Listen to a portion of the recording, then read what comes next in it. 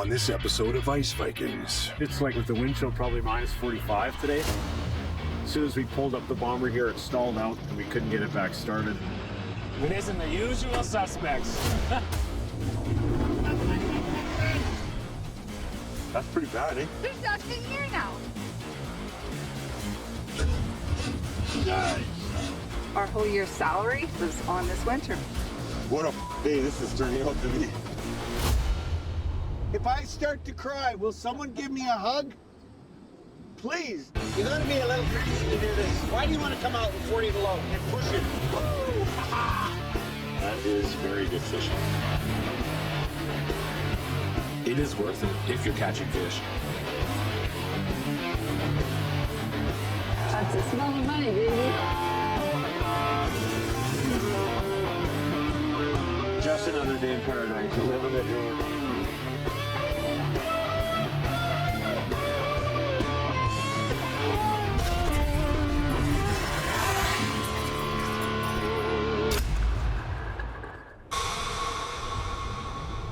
The crack outside of Gimli has been active most of the season. It's continuously moving and breathing through the winter, and it can take as fast as it can give, creating danger for anyone who takes for granted that there's still flowing water below their feet. When a large chunk of ice dislodged from the shore, stranding 2 men out fishing. The crack split right on them, right through their tent. Trucks are always going down, so the lake is constantly moving. 2 Manitobans dead. It has fishermen warning of the dangers. You try not to think about that on a daily basis, but there's any sort of number of things that can happen that you wouldn't expect. It's dangerous. People die every year on Lake Winnipeg.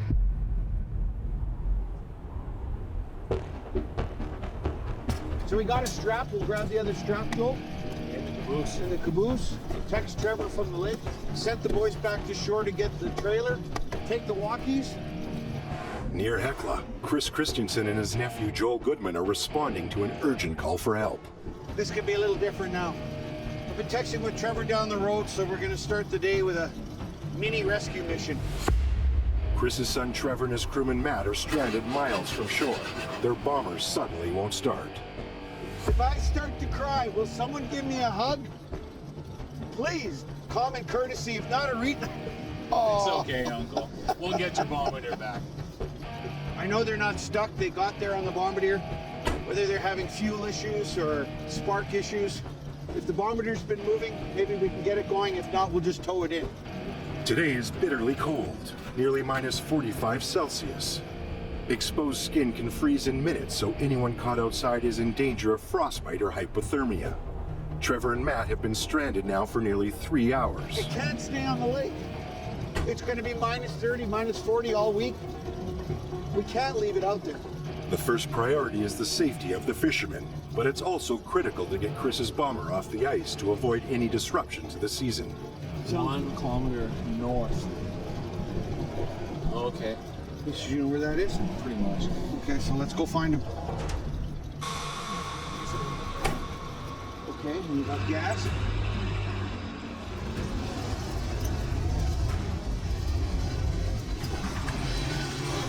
All of this, I guess I could just follow their tracks.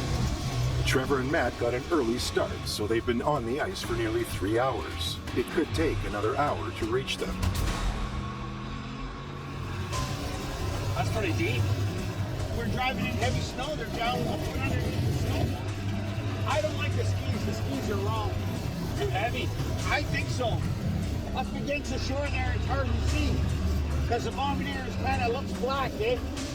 It looks like there's something right there, but Recent heavy snow makes for slow travel, costing Chris and Joel even more time. The clock is ticking on Trevor and Matt. we'll just follow their trail. We'll find them. He's not lost. He's just cold. It's cold, yeah.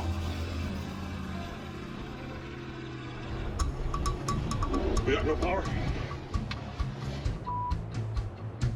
85 kilometers south in Gimli Harbor. It just shut off. She was running really good, then just shut right off. Jean and Candace Pischke are having bomber trouble of their own. I got lights, headlights. Something happened with the fog lights. Something killed everything. Today we got 8 nets. We got to get them. It's supposed to blow tomorrow, so we got to kind of get them today. Not a good start to the day. The bombardier all of a sudden just quit. This day is already. This day is done. The Pishkis can't afford to lose a day. To make quota and save their year, they're working 7 days a week. I don't know if we should go out there or not. And just like that, the bomber is running again. That's always a good feeling. I don't know what. We were just, stopped and looking at things. Somebody's just quit. So it's the first time that's happened. I'm just about stressed out. I need vacation, but it's way too early in the season to think about vacations or just time off. So, yeah, this stress is building. With bad weather in the forecast, the Pishkis need to lift nets and get their catch home today. So, we'll go. Kind of can't really afford not to go. Good thing I waited a few minutes and start up again. But still, you know what? It's going to be a day where you're wondering, is it going to start?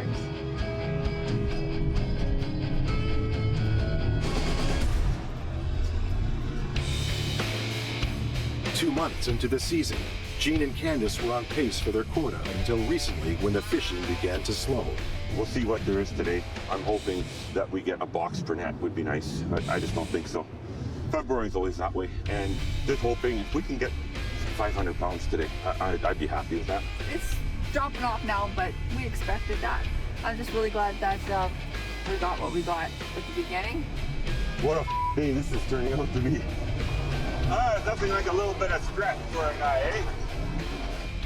With recent snowfall and the crack still actively moving, every crossing must be evaluated. We're gonna go across that crack. Let's hope that it's sealed up. Okay, that's good. Yeah, it looks like it's held together. Let's get out there. Alrighty, give her to go. Candace crosses first on the snow machine. She'll determine if Jean is safe to cross with the much heavier bombardier. Yeah! Good!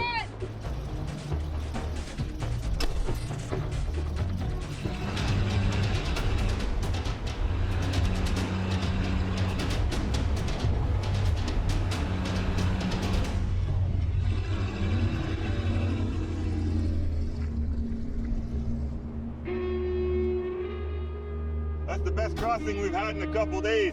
In a couple more days, it's gonna be all up from the cold weather. It's been a real nightmare, this crack this winter. Yeah, you follow wherever you want. I'll follow you.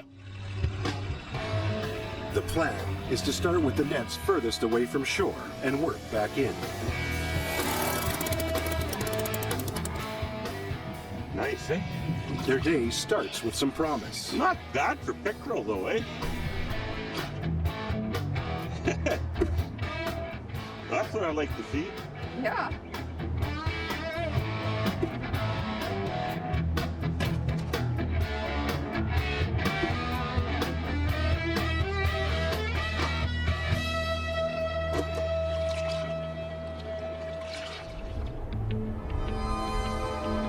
Okay, today we're gonna get 3 out here.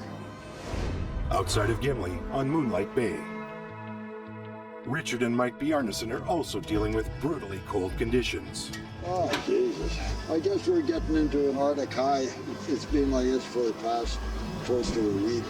Temperatures hovering around 51 with a wind chill. Oh, it's just brutal.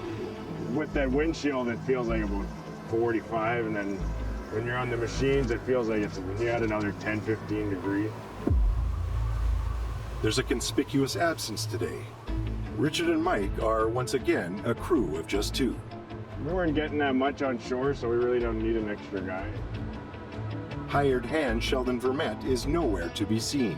Dad says we don't really need the help anymore. Good buddies and like a brother, but stuff happens and Dad's ship and his quota we're doing, so. We just figured we didn't need him anymore, and like the 2 of us could handle it, and figure, we'll just do it ourselves. If it was up to me, I probably would have kept him on, but. We'll see. We'll be okay. We'll manage. Shorthanded or not, the challenge today is to lift 8 nets, including the 3 that caused big trouble for Richard the last time out. We had missed them the other day. We missed the inside one. And then there's 2 more. We had cut the anchor line, and then we couldn't fish it up, so we had to leave it. But we'll try to pick her up today. We'll take it net by net. The first 5 there, they're really nothing in them. With the fish slowing down, the Bjarnasons can't afford to skip any nets. Today they must lift the 3 they missed last time out.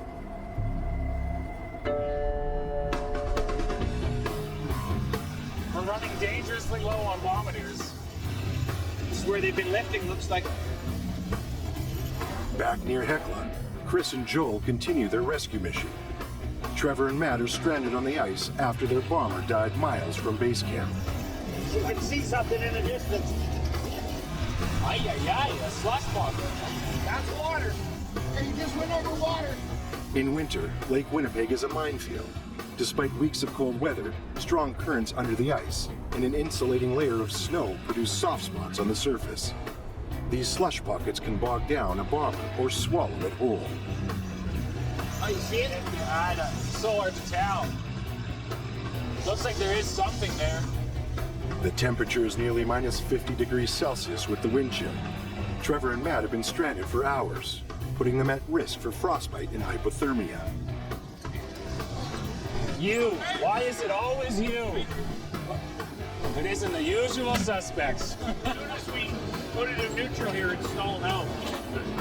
We've just been waiting in the lifting caboose, which luckily started, and we've been able to kind of keep warm in there. But today was a pretty tough day. Yeah. These freaking idiot boxes. There's gas in there. I'm sure I did flood it. I mean, I was pumping it when we... Turn it over? Yep. Pumping, eh? If Chris can restart the bomber, Matt and Trevor can limp back to shore with the heat on. If not, they'll need to be towed. We got out here with the intention of heading up way north to our far north gang, and as soon as we pulled up the bomber here, it stalled out and we couldn't get it back started.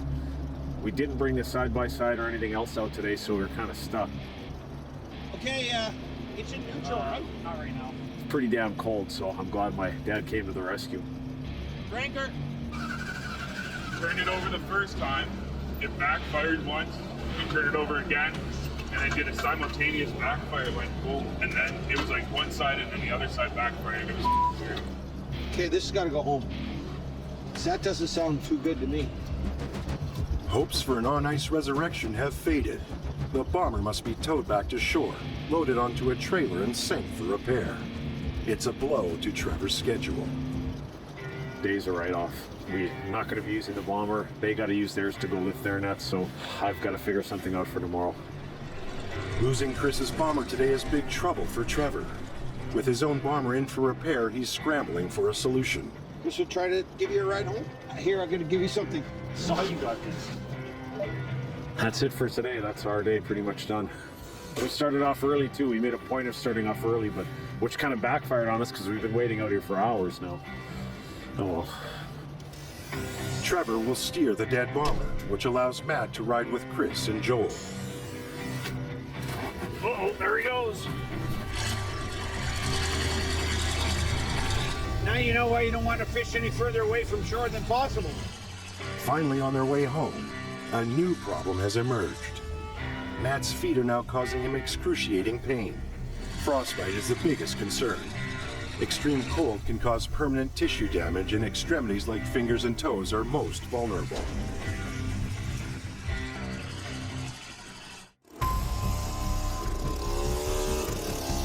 Well, that was about 100 pounds in that net, eh? That was pretty good. I like it. I like it a lot. Back near Gimli, Oh, heavy. Is it? Almost like there's current or something today. Very well could be. Yeah. last time out, Gene debated about mesh sizes, actually swapping some nets that were performing well in order to target larger fish. We were right on target till last week. Had a few bad days. But we're expecting that anyway. Yeah, February's here, but the countdown is on. Kind of need so much per week just to have that little bit of a cushion at the end in case it gets really bad. How's your hand? It's sore. around with the auger trying to get the spiral on. And I grabbed it and grabbed my operated thumb on the... Oh, it's gonna be a long day. But you don't stop it. Just let it. I know, but drop. I didn't Don't think. Stop it. Still recovering from off-season surgery, it's the second day in a row Gene has accidentally bashed his hand. I'm just not the brightest bulb at times. It didn't give me time to think. I just went in there and bang. I sure feel it today. Good. This is the type we were fishing last winter to get away from whitefish, but this year I want whitefish, so we're gonna switch out the next ones. That's a tough filler, eh? Ooh. That's a bonus. Look how fresh he is, eh? Yes. They're not supposed to be in these nets, so you imagine what's really down there, right? Because you only catch a few feet on each side of your net. It's amazing the amount of fish that's in this lake. They know I'm weak. The fish can sense it. Just do whatever they want with me. The cat is so nice. I sent you weak too. A bit of breathing room on the quota would be a real lift for the Pishkies. A little bit of a surprise here. Like that was an empty tub and we might almost fill it up. Right on. Okay. Oh, I can't even feel the Near Hecla. As Chris tows Trevor home, the pain in Matt's frozen feet is getting worse. Matt's best bet is to take off his boots and get his feet closer to the heater. Rubbing them will improve circulation and fight off potential long-term damage from frostbite. They're still 30 minutes from base camp. We were about there for 3 hours, roughly sitting out there in the cold. We had the heater going on in the lifting caboose, but it wasn't doing justice. Like, body temperature was staying good, but both of us, our feet just would not warm up. And then by the time that Chris got out, I just hopped in the bomber because I couldn't feel my feet. Tell them just to follow us. Just stay behind us, okay? I was thinking about passing you. With his day of fishing ruined, Trevor is trying to keep things in perspective. See, it's just too hard to come up here every single day. Like, everything keeps breaking. It's getting way too hard to keep up with. It's costing me way too much money, too. There's one final hurdle before returning to shore. Yeah, I got Slush here.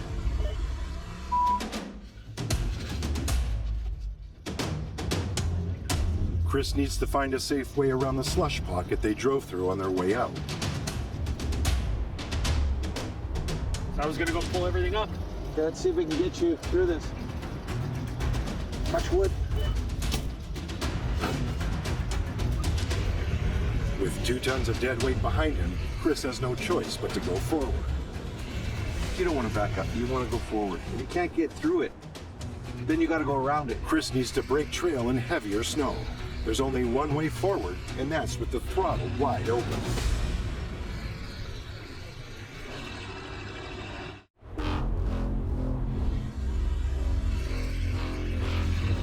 This is my best friend. Near Hecla, Chris has navigated around the soft ice, getting the guys one step closer to safety. So I took a chance, just hoping that a little further south, we got through it. Now, back on shore, the dead bomber must be taken to a local garage for repair. As for Matt's feet, My baby toe and the other one beside it, I can't move still, but they're the two that don't matter the most, so as long as I keep my big toe, I'm fine. I gotta make a plan for tomorrow, I guess, because we do have to get to our nets and get everything cleaned up. So I've got to make a few calls and just figure out what I'm gonna do tomorrow. We're done with it for the day. We'll try again tomorrow. it's a bad week for the Christiansens. Trevor's bomber is still in the shop, and now one of Chris's needs repair. God knows. Froze up bombardier, gas, electrical, who knows? For 40 years, Chris has kept his equipment running with Band-Aids, chewing gum, and a motley crew of local mechanics. It's not just going out and fishing, getting a few fish. It's everybody else who's helping you along the way. Like I said, it's a fellowship. If you don't have all those fellows, you can't have a ship. A fellowship of miscreants, pirates.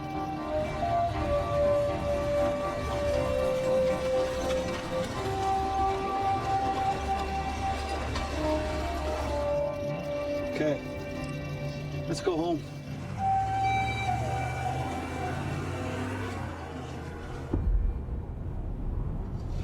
We're looking for the peg, like where we cut the anchor line. I got it a little bit too close.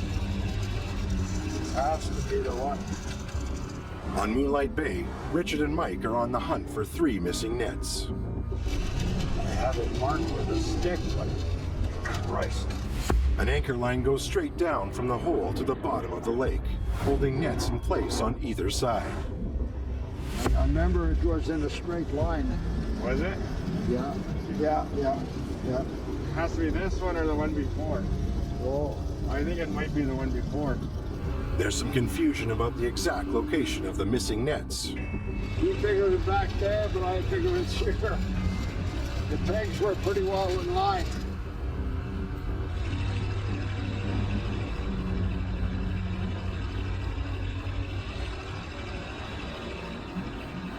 That was pretty close. Yeah. We'll try one more up ahead. One more. Trying to find which one we had, which one we cut. I'll check this one and see if then we'll go back. Richard and Mike find one of the nets, but discover they can't lift it by hand. We tried to get her, but we couldn't get it. The current was too heavy, so it just pulled the nets. No, we couldn't get her this time because with all the panic and all that, I thought I forgot to put up a marker, but we'll have to wait till next time. Let's just leave it for the next lift. We'll just go back in. We had too many things on our mind, and if we would have marked it, it would have been fine, but we didn't. That's all right. We'll go inshore. Frustrated again, Richard and Mike move on, hoping the next two nets are easier to deal with. But now must cross back over the ice ridge. Take a gander here. Yeah, she opened pretty good. Just put a little bit of snow on there, eh, Mike? Oh yeah. That's pretty wide though, isn't it? The intense cold has caused the ice to shrink and the crack has opened up. They need to fill in the hole in order to get home safely.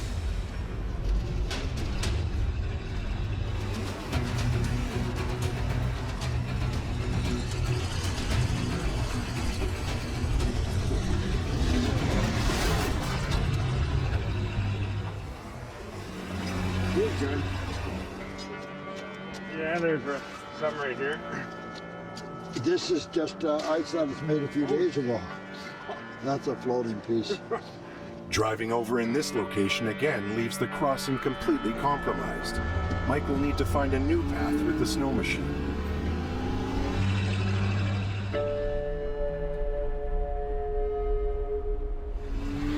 Gonna check in on 4 here. We replaced the smaller nets, and I don't know, maybe it's a mistake. Near Gimli. After a long soak, Jean and Candace are back to check on their new nets. I have 8 nets total today, and weather's cooperating. Nice day out. I'm kind of excited to see what's in them. Yeah, we're kind of anxious to see what's in these because, like I said, we did switch them out last time we went to smaller nets. It was pretty damn good, the last 2 nets. We left one in. This one, I guess we'll switch them out. I don't. Despite good results with their last lift, Jean decided to change up some nets, hoping to catch even more fish. So I'm hoping that these ones outcatch the ones we're replacing by a half a tub. Then that'll make sense to me. Life will be in order. It was looking really good last week, but you know, with fishing, you're catching really good one day, and the next week you're not catching anything.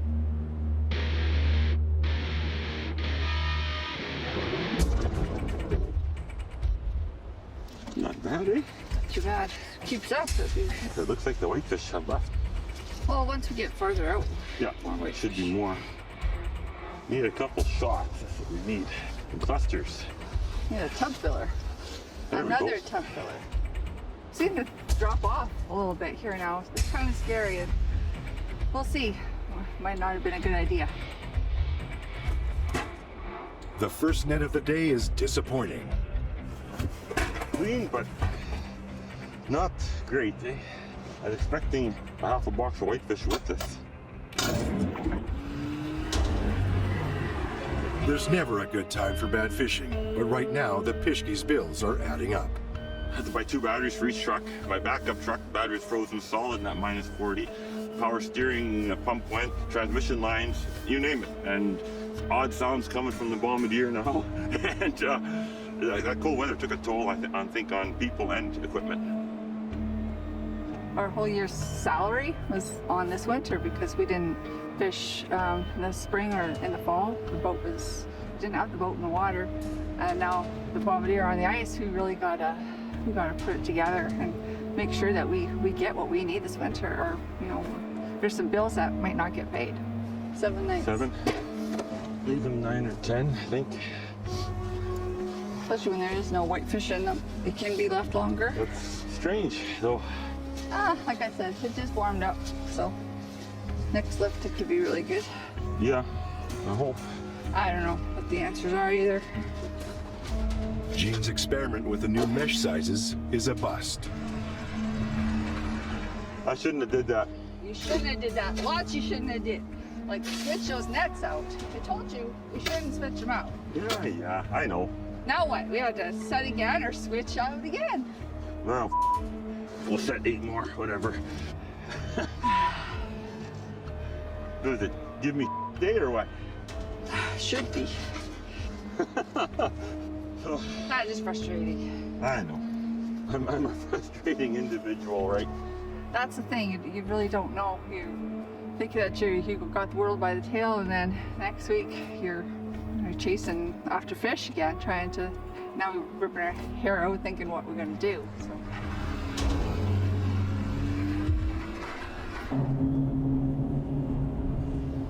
That's pretty bad, eh? That's bad. There's nothing here now. It's okay. You can yell at me later. In Gimli Harbor, the Pischkes are realizing Gene's decision to swap out nets is a huge mistake. I think the whitefish has moved. They were down here last time, even in the 4.5, we didn't get a whole lot.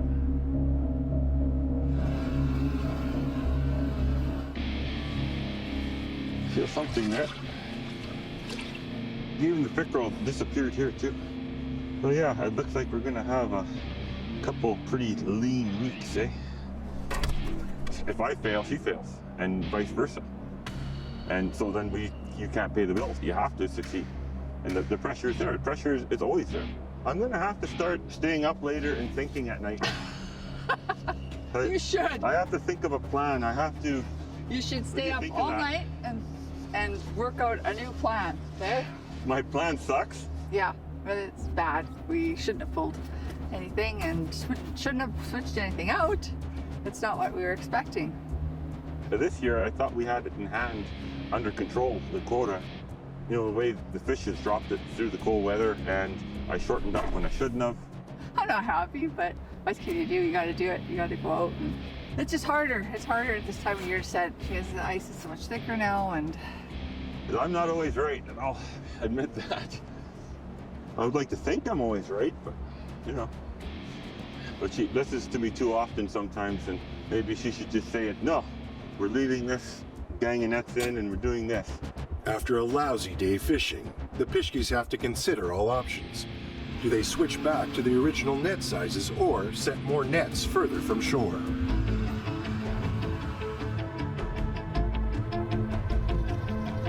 We'll try to do 12. Try to. On Moonlight Bay. Today, Richard and Mike are back on the lake searching for their missing nets. I was worried about this one. I thought it might be frozen. He's a cold one today, holy cow. A polar vortex is locked in over the lake, driving the mercury down to minus 53 degrees Celsius with the wind chill. Skidoo won't go, so I should have put it in the shed, but I didn't think it was going to be this cold. With no snow machine to pull lines, every net must be lifted by hand, keeping the Bjarnasons outside in the elements that much longer. Nah, we would have to pull under by hand, and it's a lot more exhausting. This one has to be broken out. He's completely frozen. The fresh catch is freezing within seconds of being pulled to the surface. Doesn't take long for the fish to freeze. Lucky their short nets are 80 yarder, so Still, when this cold too, nothing's really much fun today. Oh my God. Hey. Then, more trouble for the Beyondicians.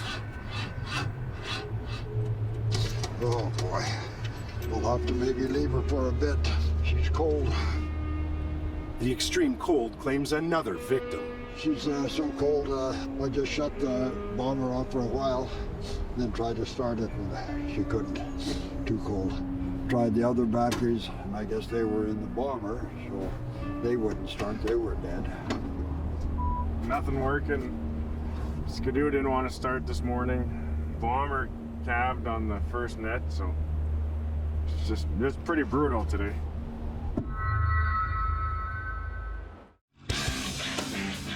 The ice is stronger up here because of all the islands. It walks in and it doesn't move as much. But when it does move, it makes a big crack. North of Gimli, near the Christensen camp. Chris's bomber is back in action, so Joel is taking it to join the rest of the crew lifting nets. Keep chopping. I gotta get it flat. But watch out on this side because I went right in. Watch out too close. You go in there too. You gotta stand up here if you want to go anywhere, but be careful. Oh, there I go. This is all water. A pressure ridge is formed, and the crew needs to knock it flat before they can cross. But there's a second problem. A second layer of ice, known as shelf ice, makes the situation extra treacherous. It's fun. Shelf ice is unpredictable and forms when one ice sheet slips over another. Its thickness can be impenetrable, even to a large ice auger. I don't know about this. Me neither. There's ice underneath it. Look at how far the slush goes. You want to go down to the island where we usually cross? Well, you better work on it. You gonna go take a look? It's -6. Tonight's gonna be -16, and tomorrow's gonna be -36. So you're gonna have a 30-degree temperature change here in a 24-hour period. You'll go from slush to frozen solid. The ice just keeps dancing. While the crew knocks down the ridge, Chris scouts for a safer location to cross.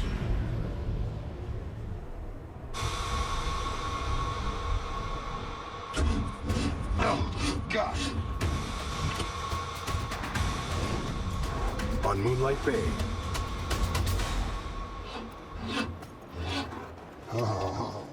Richard and Mike's bomber won't start, but they catch a break. They flag down an angler passing by who offers them a boost. There's nothing to be worried, but drive a bus and tank on your... Just a bit of the movement scares the shit out of you.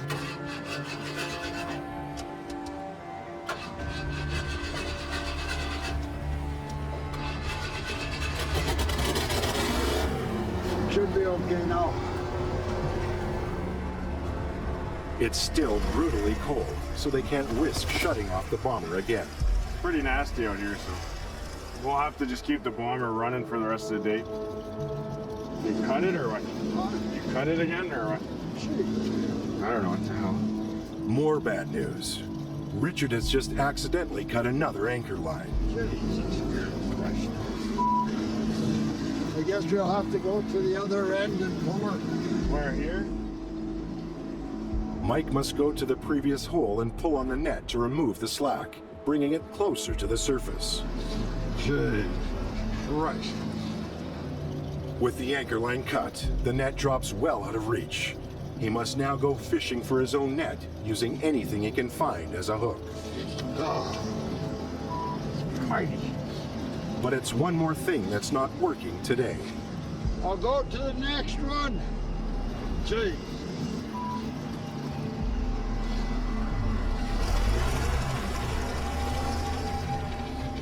Jesus. Richard, it seems, is close to his breaking point. Now he's gonna try again over there. I'll hold tight here and then he'll try it. Richard has no choice but to work barehanded, and fingers are freezing in seconds. He keeps a bucket of hot water on hand for this very reason. Oh, my God. Oh, that's what you call insta-freeze. Oh my God. Oh my God, I'm frozen. To Mike's relief, Richard calls it a day. With a goal today of lifting 12 nets, the final count is 4.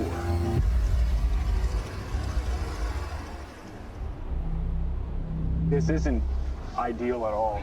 There's a lot of water there. 80 kilometers north of Gimli. Joel and the rest of Chris's crew wait for his return. He's scouting for a safe spot to cross the ice ridge with not 1, but 2 bombers. If he comes back where we used to cross down there, it's a bit better. It might be, who knows, if there's water everywhere as far as you can see. Like, we could cross this if we flew across, but I don't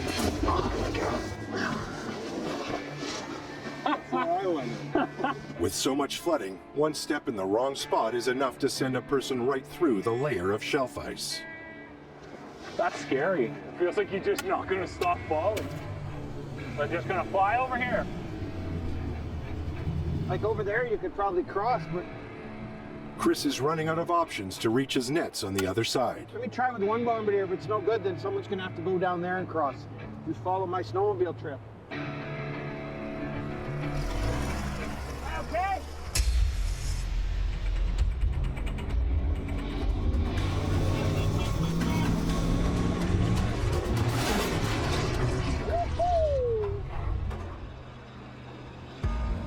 Look at that.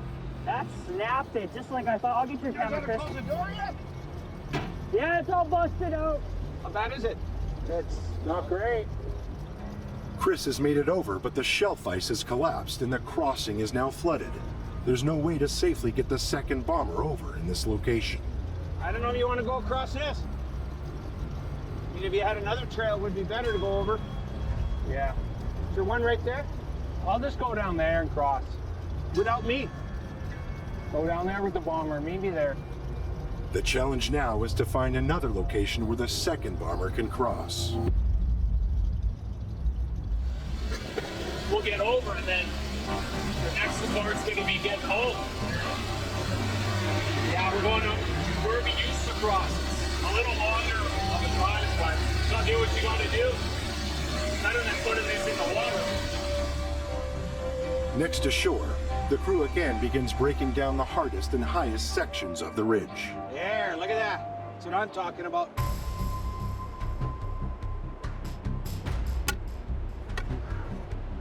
Look at this. This is what you want. Get this out of here. I want the big chunks gone. That way I can fly. Behind you, Jordan. Yeah, that's right. That's right. I'd rather break something getting across and put that thing 3 feet in the air than to spend the rest of the winter trying to figure out how to fish a bombardier from the bottom of the ice. But if anybody's going in, I'm going in, so I'm taking the bombardiers across. Yeah, come in at an angle so you don't f it up for my bombardier. Try to come like this, and then that way you can make a path for them. See, there's a chunk right there I don't like. Right there, Joel. God, why they don't give you forks at home, do they? I wouldn't tell them to do something I wouldn't do myself, so that's just the way it's going to be.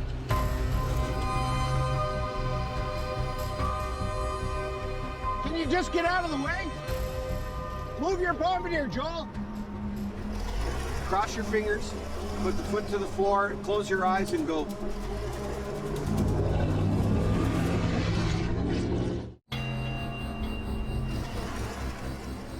And you get out. I don't want you in here. Yeah, no, you're not. Get across. 80 kilometers north of Gimli. Chris needs speed to get his second bomber over the pressure ridge.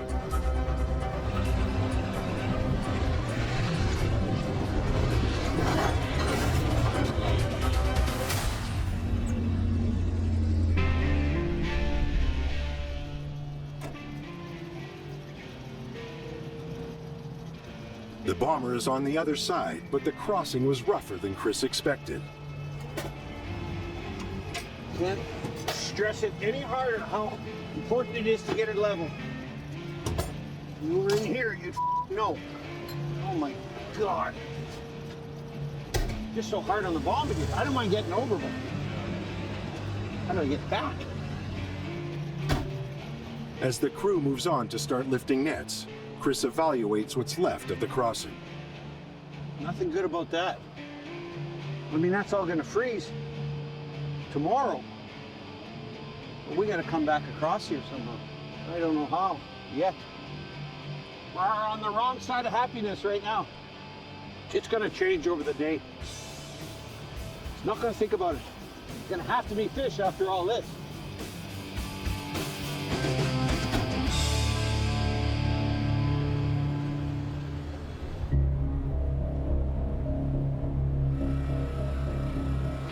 Is it worth the trip?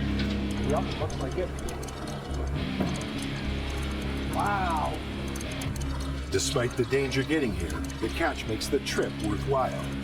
That said, it's mostly pickerel, and right now, Chris needs whitefish to keep his clients happy.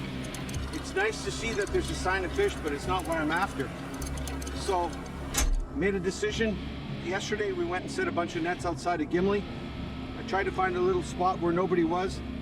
Despite the glut of fish up north, Chris is hedging his bets by setting a gang of nets closer to home. Can't look out my window every day and see everybody out there and not know what the hell's going on. It really bugs me. And I just ask myself, what the hell's going on out there? I mean, if there's fish outside of Gimli and the fish drops off out here, then I look like I know what I'm doing. By doubling down, Chris will now need equipment and crew in 2 locations to stay on track. It's a risky move in the middle of a tough season. You can be a half a mile off or you can be 20 miles off. And 20 miles is as good as half a mile if you're not getting fish and you're not in the right spot. The fish is moving so fast. I've never seen it move so fast. Everything is changing quickly. It's gonna be 2 months, 2.5 months, and we're gonna have open water. It sounds like a long time, but not when you go from 3 feet of ice to 30-foot waves. It isn't. You say 2 months, but 2 months will be a blink of an eye. On the next episode of Ice Vikings. So this is probably the coldest morning we're gonna be going out. Things aren't wanting to cooperate. That's what happens when it gets so cold. God damn it. I thought it was gonna be nice today. Cold. It's minus cold out here. Just like a big grip. This is what's stuck underneath. Everything's just gonna take longer. Minus 37. I guess nobody wants to show up. Can't wait no day. There's a fire in here. Oh no. That would have been nice to know before. Jesus, Mike. I hate these lines. Out of gas. I do the tippy. I almost drove right into the concrete silo.